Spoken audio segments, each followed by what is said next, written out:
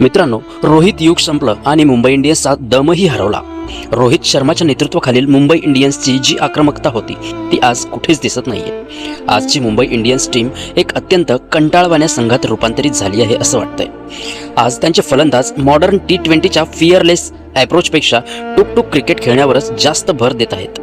मोठ्या धावसंख्या उभारताना टीम संघर्ष करताना दिसते।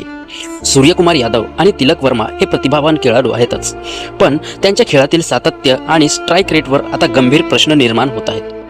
हार्दिक पंड्या स्वतःही आपल्या लयमध्ये नाहीये, तर दुर्दैवाने जसप्रीत बुमराहसारख्या जागतिक दर्जाच्या गोलंदाजाची धारही कुठेतरी हरवल्यासारखी वाटते।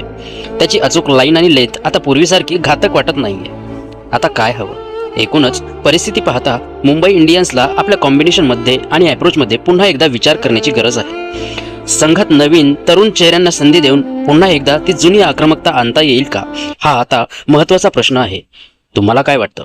रोहित शर्माच्या अनुपस्थितीत हा परिणाम आहे का, की टीम व्यवस्थापनाच्या धोरणांमध्ये चूक होते? कॉमेंट्समध्ये तुमचं मत नक्की सांगा।